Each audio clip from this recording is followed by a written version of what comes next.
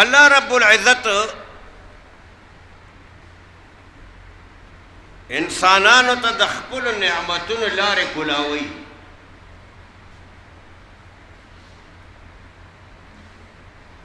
نن چې کوم نعمتونه الله مونږ ته راکړي دي، دا نعمتونه د الله د پیغمبر په زمانه کې نو، دا د صحابو په زمانه کې نو، دا د تابعینو په زمانه کې نو، دا د تبع تابعینو په زمانه کې نو، دا زمونږ آبا او اجداد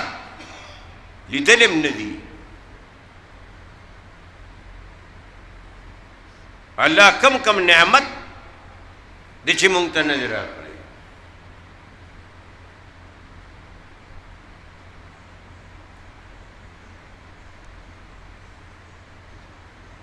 پاکستان کې الله پاک دا نور دنیا خو پرېږده، خود پاکستان کې الله څو نعمتونه مونږ له راکړي دي. تیل یې مونږ ته د ځمکې نه راوښکل، ګیس یې مونږ ته راوښکلو، کویلې مونږ ته راوښکله، د غرونه دي د کویلې،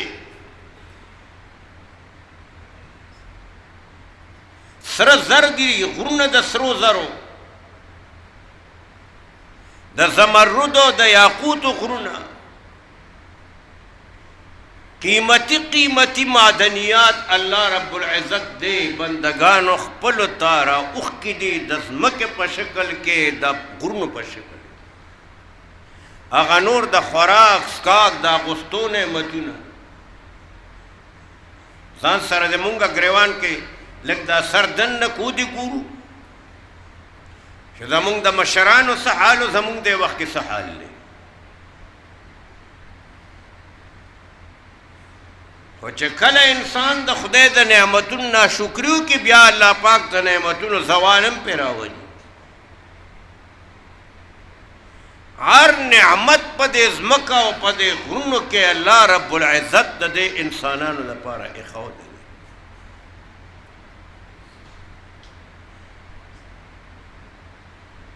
دا مونږ او تاسو چې ورته خریړي وایو، دا مخکې ډېر کېدل، باران به وشو په دې د ولو په دې غاړو باندې، په پولو باندې یو ځای بل ځای کې به کېدل، اوس ډېر کم شو. دې خریړي کې یو قسم دی، دې غریضو علاقو کې پیدا کېږي، دا د غرونو خلق ورته ګوچې وایي.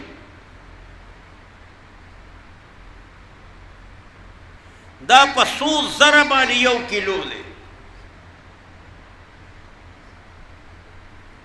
د نن نه کم از کم 30 کاله مخکې دا په 4,000 روپۍ باندې یو کیلو ما کتلی دي. د سوات کې، بارین کې، کالام کې، د ایریاز کې، او دا بیا بهر ځي، او دا په هوټلو کې بیا د خوراک دپاره تیاریږي، او دا بیا ډېر ګران خرڅېږي. زما غرض دا دی چې الله پاک مونږ هر قسم نعمتونه راکړي دي، خو مونږ سره د الله د نعمتونو قدر نشته. الله پاک د نعمتونو داسې راوباسي د انسانانو ته. جناب رسول الله علیه السلام د بخاري حدیث پاک دی، ابو هریره رضی اللہ تعالی عنہ راوی دی، جناب رسول اللہ علیہ السلام فرمائی، یو سړی په بل سړی باندې ځمکه خرڅه کړه، قیمت یې ورکړو، ځمکه یې ورکړه. هغه ځمکه کې یا د اړولو په وخت کې خو چې وې کاته ځمکه وکنوله، په هغه ځمکه کې منګی راووتو، په هغه منګي کې سره زر دي. اوس ایماندارۍ ته وګورئ. ابو هریرہ رضی اللہ تعالی عنہ فرمائی، جناب رسول اللہ علیہ السلام فرمائل، چا چې ځمکه اغشتې ده،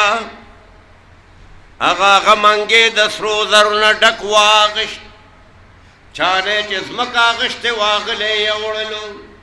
ورته ویې وروره دا سره زر دې واخله ما تاله د ځمکې قیمت درکړی دی ما ځمکه اغشتې ده ما تا نه سره زر نه دي اغشتې ما خو ځمکه اغشتې ده تشه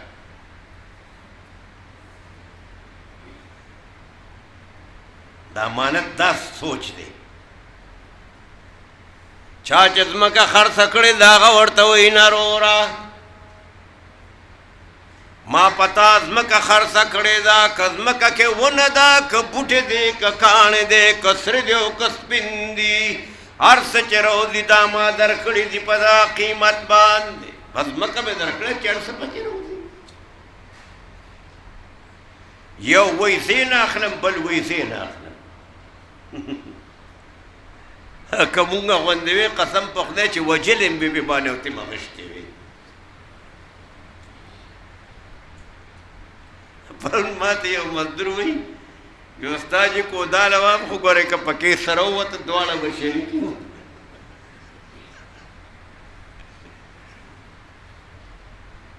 لاسه شته دې نه مونږ یې مخکې نه غم کوو هغې هر شی پیدا شوي دی یو وی تی والا او بل وی تی والا جناب رسول الله علیه السلام فرمایي دواړه یو نیک صالح ثالث ته لاړل خپله خبره یې ورته وړاندې کړه هغه هم عقلمند سړی و وی ستاسو بچي شته وی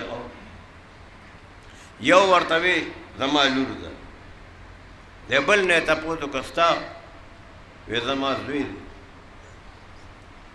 هغه سړي ورته وویل چې تاسو یې نه اخلئ